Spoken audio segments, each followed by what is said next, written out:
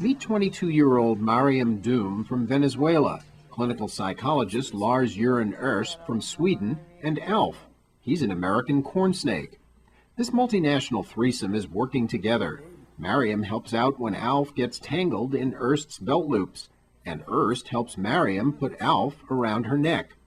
The picture looks simple enough, unless you go back in time, just 3 hours ago, as Mariam was preparing to meet Alf for the first time.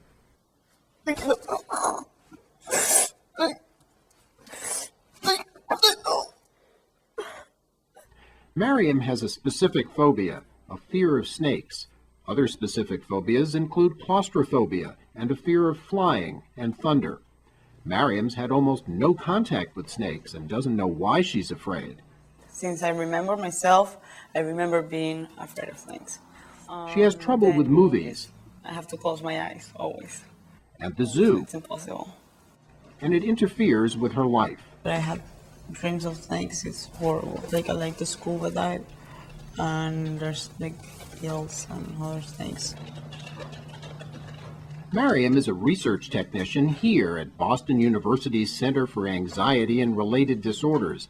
Psychologist David Barlow is director of the center and a pioneer in exposure therapy. His research demonstrates the outstanding success that's been achieved in treating phobias in a very brief time period, just 1 week. Some psychologists at the center use virtual reality to gradually introduce a patient to a feared situation. But Erst bypasses all that. He treats specific phobias in just 3 hours. What he's done, though, over the years, and he leads, in some way, leads the world in this, is strip the program down to its essence. Barlow invited Erst from Sweden to demonstrate brief exposure therapy. In the hopes that we will be better able to apply it here in the United States. And Mariam has agreed to be treated in front of her colleagues. Exposure therapy requires that patients gain experience with the feared objects. Unless one is willing to experience one's own negative emotions and expose them as not dangerous and overwhelming or threatening, then they probably will not be able to overcome their anxiety and phobia. But some say this intense exposure is cruel.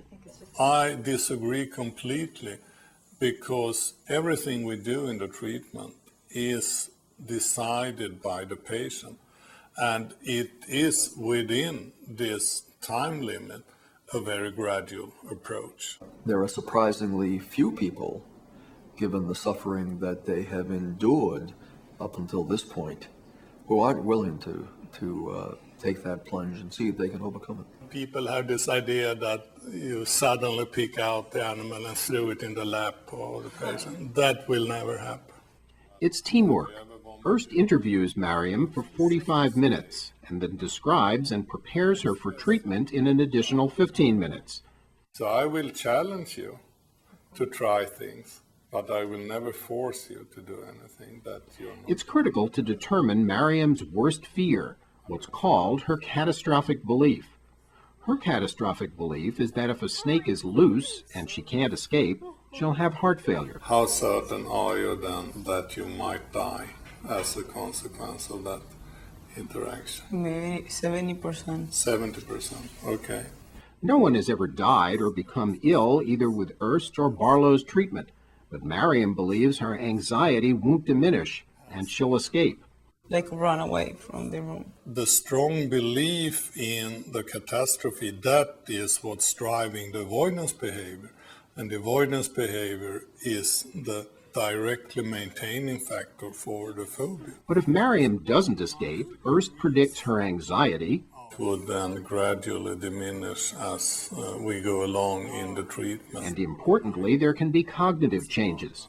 To help you get new information about that catastrophic belief. Erst does not prepare patients with relaxation or deep breathing. I don't think it's necessary at all. We discovered through systematic research evaluating this component that patients receiving these skills, were trained in these skills, who then use them to cope with their anxiety or fear, actually did not do as well. Deep breathing masks anxiety, and the patient doesn't learn anxiety isn't dangerous.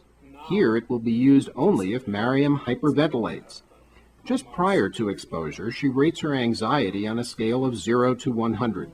70 or 80. Now, it's time to go get the snake. Mariam's anxiety soars. I can stand with my back towards you if you want to. Okay. And then I Like can, when I close my eyes. and then I can gradually turn. No. Standing here now with my back towards you. Urs does that for 2 minutes. What is Mariam thinking? It was horrible. I felt that I was going to leave the room and that it was, stronger than me. And what was Urs thinking about her reaction? Maybe not the strongest I've seen, but up there among the 25% strongest. But he knows that initial anxiety is not the best predictor of success. It's motivation to succeed.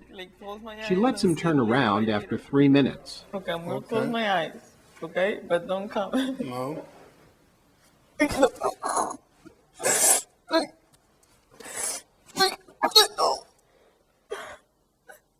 You're doing good. Just try to watch it. It's in my hands. She looks for the first time. That's the only way you are going to get new knowledge. It's completely peaceful. She stands and smiles as her anxiety level comes down. 50. She's learning. That if you stay exposed to the situation long enough, you see that the anxiety level goes down. She lets him enter after 8 minutes. She realizes that her catastrophic belief can't occur unless Urs releases the snake. I'm not doing that. After 15 minutes, Urs sits down. Some anxiety returns. Try to breathe slowly and calmly and with your stomach. She calms down. So, what about the name for it? And where are you going? I'm going to move here. Okay. What do you think it feels like? This is a nice snake. Her anxiety is down. 30, great. You're sitting about, what is this, 3 meters away? She decides to approach. Okay, I'm going to approach you. Yeah, good. But hold it. Yeah. What psychological principles might account for the improvement so far? It might be that you have habituation going on, which leads to extinction of the anxiety reaction. You could say that the confidence is increasing, self-efficacy, Bandura's ideas come into play here. From a cognitive point of view, I think what is happening here is that the patient is, with the help of a therapist, accepting to take in new information. There's also positive reinforcement and modeling. What's Urs' assessment so far? Deep in my mind, I know it's going to work. That means that I don't have to be impatient, I can be calm. Certainly his research supports his confidence. Across several types of specific phobias, even with children, Urs' research shows over 80% improvement compared with control groups. And the results are maintained at a 1-year follow-up. Well, the research is actually very, very strong. I must say surprisingly strong when you consider the kind of dramatic nature of the intense approach. It's close to 1 hour now, and she decides to name the snake. Maybe Alf. Alf? Yeah. Okay. Alf, that's a nice name. What would it feel like touching it? I'm thinking about it. Yeah? After an hour, she touches Alf. Good. Did you touch it? A little bit. A little bit, yes. I can't believe I'm touching a snake. You are touching the snake. Progress is very uneven throughout the afternoon, but it provides an opportunity to challenge the catastrophic belief. Moved. And you died. No, No, you survived. Great. Alf is placed on Mariam's lap, but again, progress is uneven. Alf's on her lap now, alone. One more time. One more time. And finally, it's time to test Mariam's catastrophic belief. But Alf's more interested in the radiator and warmth.